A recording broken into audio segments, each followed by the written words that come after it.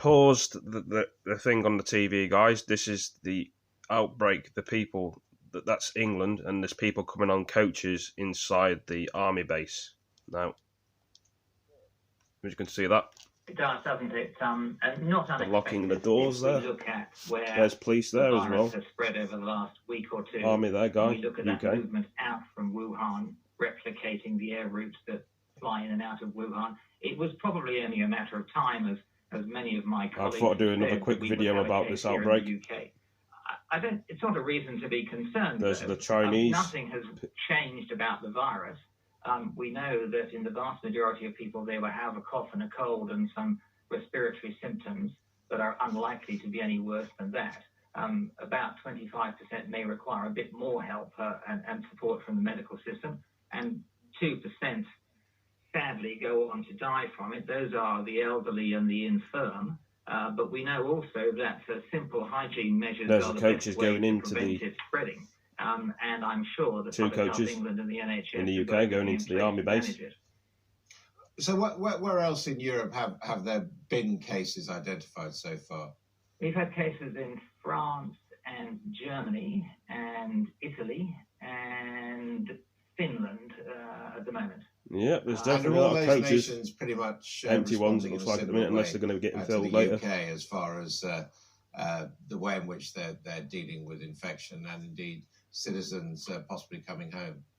Yes, absolutely. I mean, they may have slightly different regulations and rules for travel to and from China. You pop onto our website. Managed to say 2 patients in England. Link to quite a nice map, family tested, which shows where the disease has spread to. It's updated regularly, and that's quite a useful way to see this.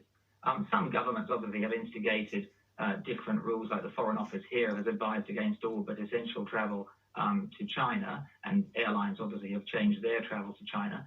Our recommendation is you can still travel to China. I wouldn't go to any of those areas where there is quarantine in Wuhan or Hubei province. Travel to China is still okay based on a few things. Be aware that if your government is telling you you shouldn't travel, you may have a bit of a challenge getting an insurance coverage should you have a problem there. The Chinese may change and extend their quarantine areas, in which case you may be trapped there and you can't get out. And the third thing is just be aware of good, simple public hygiene measures. Don't touch your mouth and nose. Wash your hands regularly. Don't go to any of those live animal markets, which the Chinese have closed those at the moment. Be aware of being around people with coughs and colds. And if you have any concerns, then seek some healthcare advice. And if you're a member of us, give us a call. Otherwise, seek some other healthcare advice. And your chances of picking up coronavirus are still not that high. Okay, I just got to ask you, is dealing with this disease across Europe in any way going to be complicated by Brexit tonight? I am not a Brexit expert, although we do read a lot about it, don't we? No is my simple answer. Okay, thank you very much indeed. So, well, moving on to that other big story, and tonight's the night. After 47 years, Britain will officially leave the European Union in 13 hours' time when the clock strikes 11 p.m. An hour before that, Boris Johnson will address the nation in a recorded message hailing the dawn of a new era. This afternoon, he's due to hold a cabinet meeting in Sunderland, the first city to back Brexit in an EU referendum, of course. And in Sunderland is our deputy political editor, Sam Coates. Sam, thanks for being with us. So Sunderland is very much the representative part of the country that the Prime Minister has his eyes on, isn't it? Yes, still some Labour seats around here, but Sunderland was a place that voted more strongly than many expected to leave in that EU referendum in 2016, 1,317 days ago. And Brexit, the moment where we legally and politically leave the European Union, is, as you say, at 11 o'clock tonight. Now, the Cabinet will be gathering with Boris Johnson here early afternoon in the city of Sunderland. They will be discussing Brexit. Why? Well, that's because Brexit isn't done. Michael Gove, speaking to Sky News earlier, making clear that there are all sorts of things that need to be negotiated with the European Union about our future relationship when we end the transition period, which keeps the relationship the same at the end of this year. He made a particular point, and he was particularly bold on this point, that it's going to get more complicated at Britain's ports for stuff coming in and going out of the EU. There'll be more processes and more checks. And he said that was the cost of not following EU rules in future. Clearly, there are going to be losers as well as winners from this moment. However, it is quite clear that for most Brexiteers, for a lot of Brexiteers, tonight is a period, a moment of celebration. Last night, there was a dinner for Brexit-supporting voices in the media. Tonight, there'll be that light show in Downing Street. You referred to that pre-recorded statement by Boris Johnson that will be put on Facebook at 10 o'clock tonight. And there'll be parties thrown by Brexit donors who contributed to the 2016 campaign. A moment of quiet satisfaction for many of those involved after 3.5 long years. Sam Coates, thank you very much indeed. Well, joining me now is one of the stars of the Eurosceptic European Research Group, the Conservative MP Andrew Bridgen. Welcome to you. Morning. Day for celebration, in your view? Yes, but I think the vast majority of the British public will actually just have a sense of relief that we've finally got Brexit done. I think that's what resonated at the general election, the message they got, Boris's message of get Brexit done. It resonated with Leave supporters and Remain supporters. No, I mean, I understand that. I mean, you might have a sense of relief about a toothache or something else like that. It doesn't necessarily mean it's a good thing, though, does it? Oh, but I mean, it's taken a referendum, it's taken another general election, the European elections, and another referendum to get this across the line. And what's clear is that what's been achieved? Well, I supported the Leave campaign. I led the Leave campaign for the East Midlands back in 2016, and my basis for supporting leaving the European Union was that the people in North West Leicestershire, my constituency, and all others, would have the ability to vote for a Member of Parliament who, across the road in Westminster, made their laws, was responsible for those laws, held accountable to elections, and if they didn't like the laws we were passing, they voted us out and put someone else in, not to have our laws made by unelected, unaccountable bureaucrats in Brussels. And that's what we're going to achieve. What they're actually losing is the ability to elect not just a member to Westminster, but a member to the Brussels and Strasbourg Parliament. And that doesn't make legislation. That's a revising chamber in the European Parliament. Is no more than the House of Lords. It doesn't really initiate legislation. That comes from it reviews it and it legislates it, which it operates. Well, it passes it and repeatedly presented by the council. So listening to Sam Coates there, if we go for a Canada-style free trade agreement, what that's going to mean is more red tape, more difficulty for people moving around Europe, and probably higher prices. So what people achieve? Well, it's not going to, because we're going to have parallel talks with other interested parties, the Americans, Canadians, Australians, New Zealanders. We're going to create a competitive market for trade with the UK, and those free markets, those free trade agreements are going to deliver lower prices. You are going to need a visa to go to Europe. You're going to have to go through red tape to move goods in and out of you won't need. I don't think you'll need a visa unless you're stopping there more than 3 months. I think we'll be able to sort that out. Well, yeah, but potentially we will. I mean, are you planning to move to the EU? All I'm saying is all of this. We keep on hearing this is liberation, but actually, for the ordinary man in the street, it's botheration. There was never any status quo vote to stay in the European Union, as we've explained many, many times. This is either a vote for us to take control of our money, our laws and our borders, as the people voted, or to stay in the European Union, and ultimately we're going to be part of the United States of Europe, a federal Europe, and we're losing more sovereignty. The people spoke, and I wish you'd accept it. 4 times they voted. I understand that, but I'm just... And you're worried that you might want to stop in the EU for more than 3 months and might need a visa. What I'm trying to work out is actually, I don't care about the politics. What I'm trying to work out is the practical effect on ordinary people. And all I'm saying is... Well, tomorrow morning people will realise that actually it's going to be very nothing. But actually there's going to be more... They'll be underwhelmed tomorrow when there's no change. There's going to be more botheration, isn't there? I don't think there needs to be. The EU got a huge vested interest. We're going to be the biggest market, the biggest customer outside the EU after we leave. 17% of all their exports. We've got a huge trade deficit of 90 billion euros a year with them. They'll want to protect that. We'll get a good deal. We'll get good terms. But, that's going to tie up the government for another year. Well, we're going to have negotiators doing that. We also need to be negotiating with the United States of America and others to create that competitive market. But what's this going to do about, how's it going to help? Well, look, the big issues facing us and the rest of the world. Climate change. You saw the export figures for last year. You probably didn't publicise them, but our exports to the EU grew by 1.3%. Our exports to the rest of the world, often when we haven't got a trade agreement, grew by 6.3%. And that's before we do our own trade deals with those. A saturated market? Sorry? Have you ever heard of a saturated market? Well, even the EU admits that 90% of the world economic growth is going to come from outside the EU. EU is 6% of the world's population. There's a great big world out there. We're not leaving Europe. We're just reaching out to the rest of the world, Adam. Oh, they're taking down the flag, aren't they? Well, quite rightly too. We're no longer a member of the European Union, thank goodness, from 11 o'clock tonight. And what about the Scottish Parliament carrying on flying it? The Scottish Parliament can do what they want, but the reason the Scots Nats are so active for independence at the moment, is they know that when we leave the European Union, the UK as a whole, once we've got those free trade deals in position, and 60% of Scotland's trade is with England, that's the end of their dreams of separatism. So how are you celebrating tonight? I'm going for a dinner with my wife and some friends at the Carlton Club. I'm speaking on media in Parliament Square at 9, and then I'm hoping to go to an after party at the Cavalry and Guards Club, apparently. Okay, enjoy it. It's not one for an early evening, is it? And no. We'll catch up another time. Okay, thank you very much indeed. This is All Out Politics. Coming up next, free at last, but it's out of the frying pan into the Trumpian fire for Boris Johnson. That's the Times cartoon. We'll take a look at the opinions in today's newspapers in The View.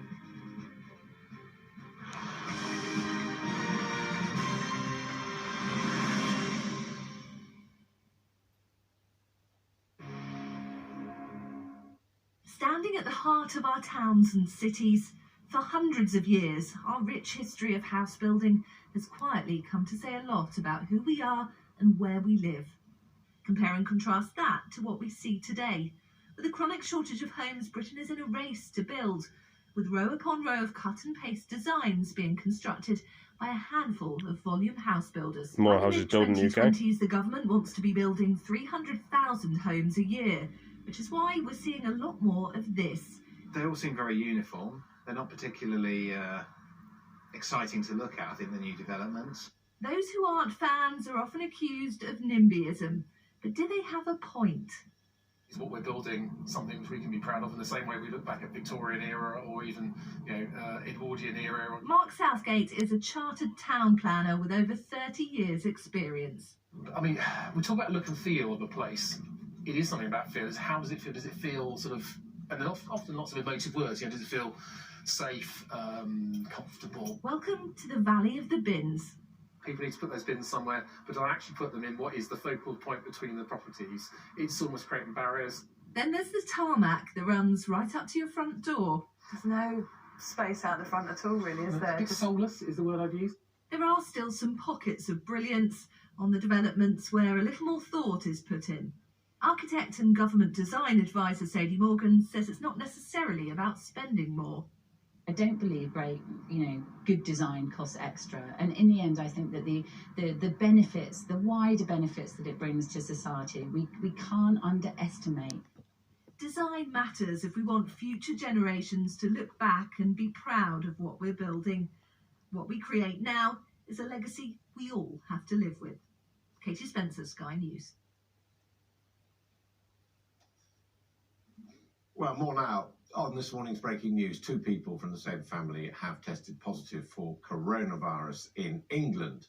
Joining me now is Mark Eccleston-Turner, who is an expert on global health law, particularly the Ebola outbreak. Thank you very much indeed for joining us. People are obviously worried about the spread of infection. Do we have the laws in place internationally to deal with it, to control it? Yes, well, one of the major milestones which occurred last night is the World Health Organization declared this outbreak to be a public health emergency of international concern. that is the mechanism by which the WHO triggers that this is a major outbreak. But what they were keen to emphasize is that this outbreak is very much appears to be very much under control in China, and China are taking measures to bring this outbreak under control. But what we're seeing is some small amount of spread outside of China, and that's why the declaration was made. And obviously today we've had 2 confirmed cases in the UK. What's important to emphasize about those 2 cases, though, is that the risk to the general public is incredibly low, remains incredibly low despite these 2 cases. These were 2 travellers returning from Wuhan. It appears they got infected while they were there. There is no evidence of human-to-human transmission within the UK, and there is very little evidence of sustained human-to-human transmission of this virus. So the risk to the general public is incredibly low, despite these cases. We did see the case of not every British citizen managing to get out on the emergency flight yesterday because of Chinese red tape, effectively not giving them permission to leave. In these sort of circumstances of emergencies, can anything more be done by that in international law to smooth the passage of people out? Well, one of the major issues with the response from China is this mass cordon sanitaire, this holding 50 million people, approximately 50 million people in effectively a state of quarantine. And there are some human rights implications for doing so. So the people who are held there, it's incredibly difficult for them to move around within the cordon, and it's difficult, if not impossible, for them to leave the cordon, and that obviously has human rights implications, which I would hope to see raised by the relevant channels in the United Nations system to ensure that the rights of those individuals, both Chinese citizens and foreign nationals held within the cordon, are being upheld and protected to the highest standards. Mark Exton-Turner, thank you very much indeed for joining us. Well, joining us now is the Mayor of London, Sadiq Khan, of course, Labour Mayor of London. He's at City Hall. Sadiq Khan, thank you very much for being with us on Brexit Day. I do just want to ask you what you want to say to Londoners with the confirmation of 2 cases of coronavirus in England and, of course, 2 London hospitals set aside potentially to deal with it. Well, I'm being regularly briefed by Public Health England and by medical experts. There really is no reason for Londoners or those visiting our city, or in fact those around the country, to be alarmed or worried about this. We have the world's best experts in London, advising not just me and the government, but advising people across the country. If anybody who's watching suspects they may have symptoms, they may be worried, please don't go to your GP, don't go to the A&E. Ring your GP or ring 111 to receive advice. If you're worried, err on the side of caution, stay at home, because we do know it is quite contagious, and it's really important we check the advice from the medical experts. Now, it is Brexit Day. Does that mean it's a bad day for London? Well, look, I speak as somebody born and raised in this great city, but also as the mayor of this great city. I recognise the massive contribution made towards London and our country, not just by Londoners, those born and raised here who are British, but also those who are non-British EU citizens. And I know, because I work with them, many of my friends, members of my family, they are feeling anxious, some scared, some frightened, some really worried. And the message I want to get across to them in particular, if you're watching, you're an EU citizen, is you're welcome here. You make a massive contribution towards our city's success. It's not a transactional relationship. I know you're not just here because of the fantastic work you do. You're friends with many others and you're members of our family, and that's not going to change. London has been open to people, to trade and ideas for more than 1,000 years, and tomorrow that'll still be the same. And at the moment, the status of European nationals going forward in this country is uncertain, isn't it? It is, and I'm worried because we know from what happened with the Windrush scandal that, in fact, if people don't regularise their documentation, often they can be penalised in the future. And it worries me, for example, that there are too many EU citizens who are in our country and our city who haven't yet registered for EU settlement status. I worry about the consequences for that. I worry the government's not trying hard enough to get these people registered. It's really important that they do. But also it's really important we recognise there's no reason at all why we should treat our friends, neighbours and families tomorrow as a second-class citizen when today they're a first-class citizen. And it's really important we recognise the massive contribution being a member of the EU family has made to us economically, socially and culturally. And my worry is many people we need, not just our friends and family, but many people we need may decide to either return to country of origin or go to other more welcoming cities in the EU. And that would be a real loss to our city, both in terms of our economy, but also in terms of the friendships we've formed. Do you think, like Scotland, you should agitate for a London visa for people coming into London to work here? Because, I mean, obviously there are special factors about London, particularly the financial sector. Yeah, one of the things I'm really proud about is London voted overwhelmingly to remain in the European Union. One of the reasons is because we recognise the massive contribution made to migrants towards our city. And what I'll be saying to the government, and I've been saying this for the last 2.5 years, is it's really, really important that you realise that we, London, want immigration, and we need it as well in the financial sector, in the legal sector, in accountancy, in tech, in culture, in the creative industries, in social care, in the NHS. Yes, of course, we are redoubling our efforts to train up Londoners to have the skills for these jobs, but it ain't enough. Yes, I've set up a Mayor's Construction Academy. Yes, we're investing record sums to train up Londoners to have the skills in these jobs, but we still need migrants to come to London. And my concern is we may inadvertently give the impression that we're going to stop being open-minded, outlook and pluralistic. The opposite is the case. London is open to talent, to people, to investment, and that's not going to change as long as I'm the mayor. Do you think voting rights for EU citizens living in London would be a good idea? I do. I think it's really important that we recognise that EU citizens who are in London and in our country are an integral part of our society.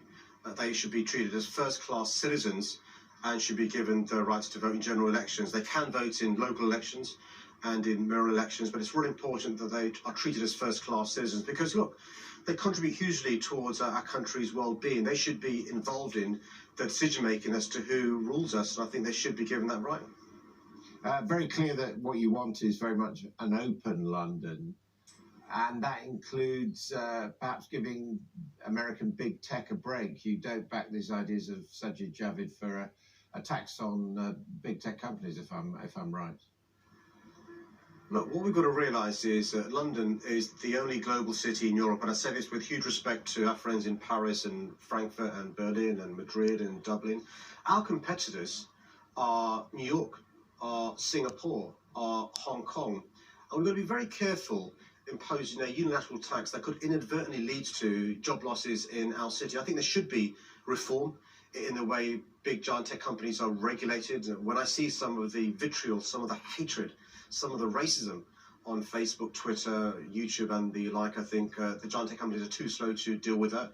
There are loopholes that should be closed that some big companies are exploiting. What I'm not in favour of is us making London a less attractive place for businesses to come and invest in. But also what I'm not in favour of is Londoners and others losing their jobs.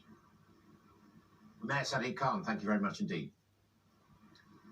Well, moving on, let's get The View looking at the opinion pages of today's newspapers. No prizes for what's on most of the front pages. The Daily Mail has a special Brexit Day issue, of course, its front page declaring a new dawn for Britain, free and independent once more after 47 years. Small Island, The Guardian's front page takes a rather different view, featuring the White Cliffs of Dover. Britain is taking the biggest gamble of a generation, The Guardian says. Brexit is actually far from over. That's according to Anand Menon, who we were speaking to earlier. He's the director of the UK in a Changing Europe think tank. Now is not the time to lose interest, he says. Philip Collins in the Times says he'll be glad to see the back of Brexit, and the celebrations are a pathetic spectacle which have encouraged and stoked the worst in politics, he says. And in the Daily Telegraph, Jeremy Warner says the size of the Brexit prize will depend on us. Our economy will have the same old problems outside the EU, but we now have no excuse for fixing them. Michael Gove saying similar things on Sky News this morning. In the Eye, Stephen Bush declares himself a resigned Remainer whose feeling of impending doom has started to wane because it's arrived. In the cartoons, the British lion is awoken from his slumber by an alarm clock ringing in Brexit. That's Bob's cartoon in the Daily Telegraph. Free at last, but out of the frying pan into the Trumpian fire for Boris Johnson, according to Peter Brooks in the Times. And Steve Bell's cartoon in The Guardian has the Prime Minister launching his Get Brexit Done bus into space. Well, joining me today to go through those sorry. Look for those are the Daily Mirror columnist Susie Boniface and the associate editor at the Spectator. Hand, my hand. Boniface, the Mirror, not really putting it on the front page there. We got 150 Brits in quarantine. No, it's amazing. There's other stories in the news, isn't there? Other things going on which are of more import than a technical passing of the ways, which isn't quite the passing of the ways that we all think it might be. Or we're being told that it's quite odd that people who fought tooth and nail to stop us leaving the EU are now saying, oh, it's just a minor change, no big deal. What's everyone getting excited about? It's like, well, if it was no big deal, why did you passionately campaign against it for the last 3 years? Because we haven't had that no-deal terror which we were all warned was going to destroy us. I'm going to put this on the speaker, guys. I'm still going to keep filming this. But it's a bit like you're on a plane. There's been a vote to leave the plane. There's fears that the plane may crash at some future point, but it currently seems to be functioning okay. But there's been a vote to leave the plane. There's been a further argument about whether or not you have a parachute to exit that plane. Common sense has mercifully prevailed. And we've decided to support Boris Johnson's idea as to why he should leave the plane. And all that's happened now is we've opened our seatbelt. We are walking slowly towards the exit over the next 11 months, and then we're going to be on the lip of the door. Who knows? Who knows in this metaphor? Do you still think that if that plane tries to land anywhere in continental Europe... You try and get the speaker closer. Because that, after all, was one of the catastrophic consequences of Brexit. Are we infected or are we not? All right, well, what do you make of these front pages? I mean, it was inevitable, wasn't it? We were going to see Union Jacks, the White Cliffs of Dover, the British Lion. That's not Dover. That is Cuckmere Haven in East Sussex. The Seven Sisters, in fact, and the same on The Guardian. It's always called Dover, and as a maid of Kent, I would like to point out to the world, that's not Dover. I think you can tell that the Guardian photographer has actually constructed this little sandcastle to put the flag in. I mean, it is a momentous day. I think it's important that it should be recognised on the front pages. What I think of are all those people who were so cynical about democracy, people who the day after the EU referendum said they won't let it happen. You're on another planet. You know, you're off your head if you think they'll let it happen. It's never going to happen. Well, it's happening. And I think that's really important. People who had lost faith in our democracy today, when we leave at 11 p.m, their faith will be restored. Well, what will happen at 11 p.m. is we will become rule takers and not rule makers for at least 11 months, maybe longer, we don't know. And what will happen as far as EU regulations are concerned, that we may never sign up to those legally in a way that our government would ever say, well, yes, we're going to agree to follow all the EU rules and regulations. But our industry and our exporters are going to have to de facto follow those anyway voluntarily without the right to lobby MEPs of their own in the EU Parliament to alter those regulations. You know, first of all, it was super gonorrhea, then planes were going to fall from the sky. Sadiq Khan making all those alarmist noises about... It just heard him there saying that, there was going to be this mass exodus of EU nationals to other talent centres around the globe. Yeah. None of that's going to happen.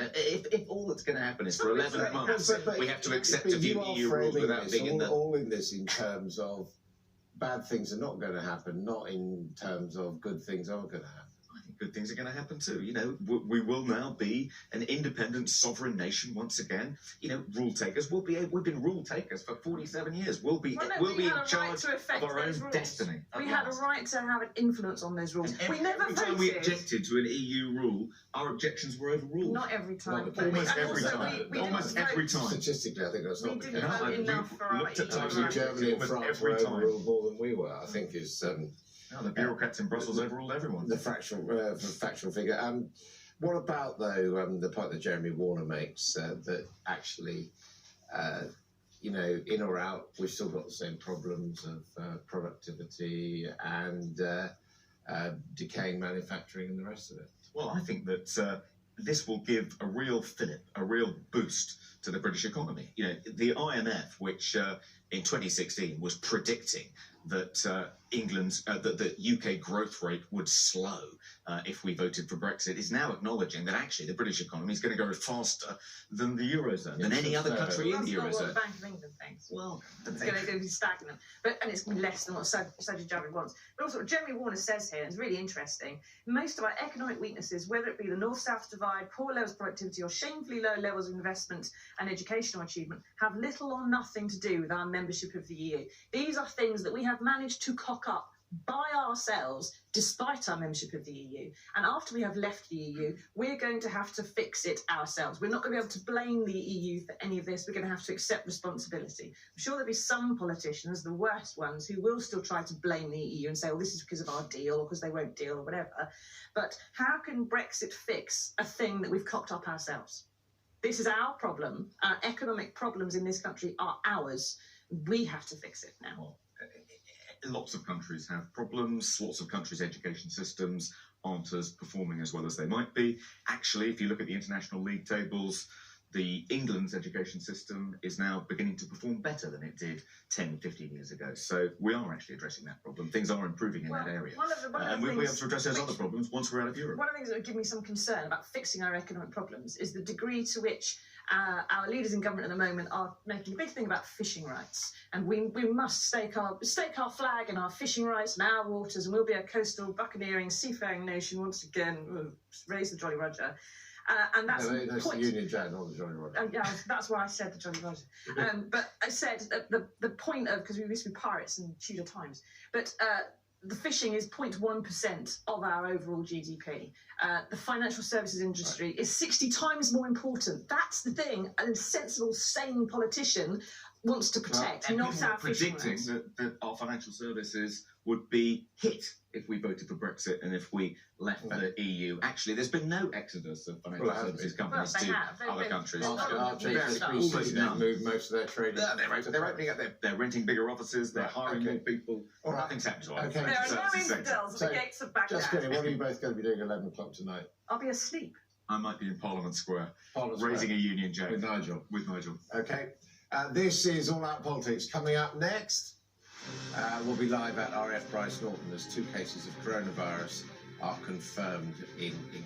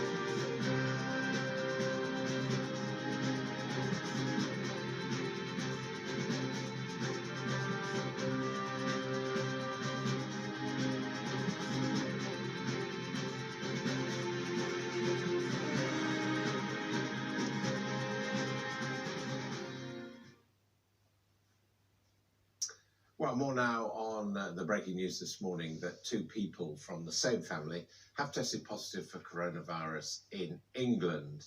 Our correspondent Dan Whitehead is outside RAF Bryce Norton. Also related to coronavirus, we're going to see people, British citizens arriving from the UK shortly. So, Dan, what is the situation there in Bryce Norton? Where do we think these people, what's going to happen to them when they arrive? Yeah, Alan, in the last 20 minutes or so, we've seen 7 coaches arrive here at the Britannia Gate entrance at RAF Bryce Norton. These are the coaches which are going to be taking the 83 British nationals who are due to arrive on this plane between 1 and 2 o'clock this afternoon here at the military base. These coaches will be taking them to Merseyside on the Wirral to that NHS facility where we understand they will be kept in quarantine for 14 days. Those coaches dispatched from a company in Reading at relatively short notice and are now here at RAF Bryce Norton. Also that breaking line which you mentioned, that 2 people, the first 2 cases of coronavirus have now been confirmed in the UK. Hearing from the Department of Health that the 2 people are members of the same family. They will not confirm whereabouts they are from, but we do understand, according to PA, that they are being treated at a hospital in Newcastle. So 2 breaking lines. The confirmation now that the first cases are being treated in England, British nationals to have contracted coronavirus. And also, in the next couple of hours, this plane which has been chartered from a Spanish company, left in the early hours of this morning from Wuhan, 11 hours or so flight time, arriving here at RAF Bryce Norton. We understand at around at 1:30. Of course, Bryce Norton, the main hub, the tactical and strategical hub for the RAF. It is where the tactical medical wing is based, where all of those expertise are based. So they are well versed and practiced at being able to deal with a situation like this. But currently, those coaches came in 20 minutes or so ago through this gate behind me. They're being held in an area at the back of the facility, and we understand the plane here will arrive. So you guys can see there's an army guy with a gun in the army base there. Staff members, according to the Foreign Office. That, I think, is a mixture of 3 medical, military medical people, as well as Public Health England officials. Now, they will land here. I imagine they'll go through some health checks before getting on those coaches. The plane, we understand, will leave relatively swiftly because it's got to turn around and take 27 other people, mainly Spanish, 19 of them Spanish nationals, over to Spain, 5 or 6 others as well, Norwegians, some people from Denmark. They will be taken to Spain and they will be dealt with there. But the 83 British nationals will arrive here, they will be checked, they will be boarded on those coaches and taken up to the Wirral at some point this afternoon. OK, Dan, we'll be back with you here on Sky News for developments throughout the day. It is Brexit Day. With me is the leader of the Brexit Party, Nigel Farage, telling me you're at least going to be celebrating till 6 a.m. tomorrow morning. Absolutely. It's a big day. I mean, whichever way you voted in the referendum, however you feel now, it's a big moment in our history. That was no question. And I tell you what I'm going to celebrate. The fact that this was a grassroots rebellion that overcame the establishment. And whatever my criticisms of our political system may be, in the end, democracy is the winner. And you criticised this government in the past. You accept that this is Brexit. Do you know, when I see in the Times today on the front page that the Prime Minister is pursuing a Canada-style free trade deal, if he sticks with that, absolutely. My worry, my concern, was what was written in the EU treaty and the attached political declaration. I'm very worried about that. But when Boris Johnson came out before the election and said, we will not have regulatory alignment, the transition will end in 2020, that was when, I stood aside and said, fine, get on with it. And thus far, they're saying all the right things. It does mean there are going to be more barriers between us and Europe, isn't it? Yes, of course. In terms of trade and movement and all Well, of course. We have voted to end free movement of people. We voted for there to be checks. We voted to say that not everybody from Europe can come and live and work and settle here. That's what we voted to do. It couldn't have been But not everybody from here can go over there as well.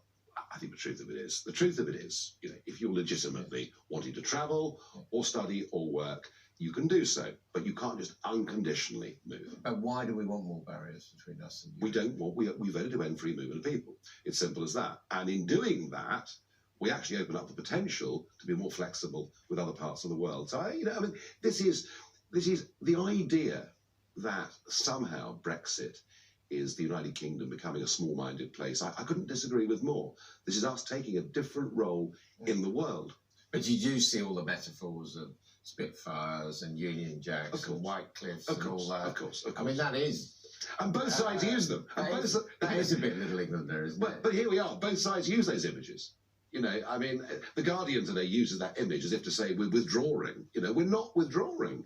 We're actually giving ourselves the ability to reach out to a bigger world whilst at the same time being a self-governing, independent nation. We are, at 11 p.m. tonight, we're passing a point of no return, and we're becoming a normal nation again. Are you a bit embarrassed when you look at those pictures now of you waving flags? No. Why should I be? Bit childish, wasn't it? Well, what's wrong with having a bit of fun? I mean, you know, to think that after goodness knows how many years of sitting there with a little Union Jack flag on my desk, and many other nations that have started to follow, they've now decided to ban national symbols in the European Parliament. That was us waving goodbye with a smile. Do you think it would have happened without you? No, we wouldn't even be talking about it. I mean, it's very interesting to think about. I mean, 10 years ago, think of 2010, not a single newspaper thought we should leave the European Union. Hardly any, literally 1 or 2 MPs out of 650 thought we should leave the European Union, every business, every trade union. And it was one of those subjects that, of course, I've been raising it for years, but one of those subjects that when you raised it, people almost embarrassed by the fact that you talked about it. It was as if, well, you know, but not inviting back to the dinner party. It's all too awkward. It's all too embarrassing. So, no, I mean, look, what UKIP did was to show there was a massive disconnect between how Westminster viewed this and a growing part of the country viewed this. And so, no, without UKIP, there would have been no referendum. It wouldn't have even been a discussion. Actually meant you singular, without Nigel Farage. Well, UKIP wouldn't... If that plane had gone down in Buckinghamshire, or if the car that knocked you over had done its work, do you think we would be leaving the European Union? No, of course not. No, goodness knows why. I can't give you really the motivation or how it happened. I've dedicated myself to this fanatically for a very long period of time. And it's now come to fruition, and we've now got a Conservative Party. It's fascinating, isn't it? A Conservative Party who were the Party of Europe for many years, who now look and sound like the Brexit Party. So I'm pretty happy with where we are. I really am. And what was the moment for you? I mean, when did you suddenly decide? I was working in the commodities business, and that, you know, metals mostly, and that necessarily meant you were changing currencies all day long. And it was when John Major, as Chancellor, took us into the exchange rate mechanism in 1990. And I thought, this is absolutely crackers. You know, why are we doing this? And when I dug down, and I realised they were planning a single currency, and that the UK establishment saw us as joining that single currency, I firstly thought in economic terms it would not work for us. We would not fit in with essentially a German-dominated European economic area. And secondly, I began to understand, as the Maastricht Treaty came up just after that, that this entailed a massive loss of the ability to govern ourselves. And I looked around. I looked at conservative Eurosceptics who I admired, Bill Cash and people like that, and I watched their rebellion in the House of Commons, and I admired them for it. And then when it came to it, there was a motion of confidence in John Major, and even though they'd opposed the Maastricht Treaty, they all supported John Major. And I thought, well, actually, with our two-party system the way it is, nothing is ever going to change. And so I decided to challenge it from the outside.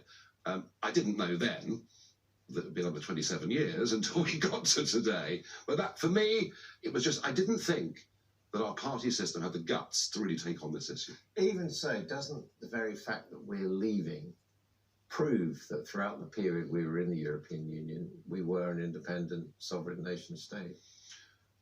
Well, what we'd done is we'd lent the ability, we'd lent the supremacy of law. Well, yes, I know, I remember that well.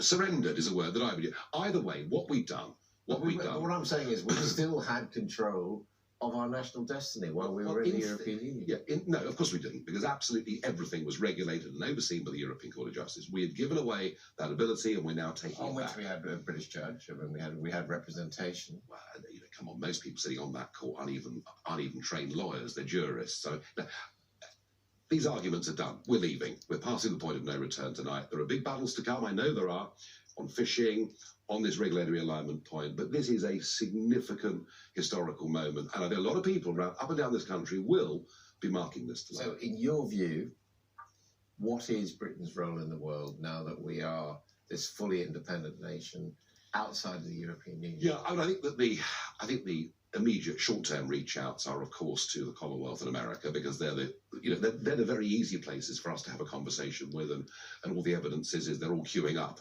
to talk to us, and that gives you advantages in terms of trade and perhaps many other benefits of cooperation. And I do think that the future of NATO is very strongly at stake. The future of our defence, in many ways, is strongly at stake. We've got a good idea or bad idea, NATO? I think it's a good idea, but I think it's struggling to survive. I think for us it's vital. I think that America is building under Trump a strong military, but is beginning to say, why is Europe not paying its way? I think Europe is developing its own response forces, and I see us actually having a genuine brokerage role outside the European Union between the two. Okay, thank you very much indeed. That's Nigel Farage on Brexit Day. And of course, tonight, Sky News will have a special programme as Britain officially leaves the EU at 11 p.m, starting at 9 p.m, Brexit Night Live.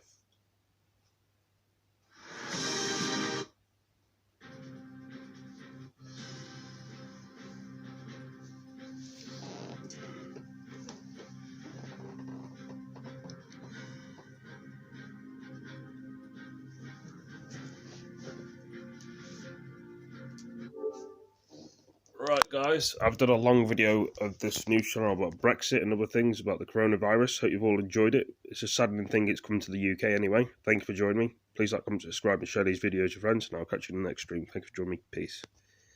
I'm sorry for a bit of a rush. Got things to do today. Peace.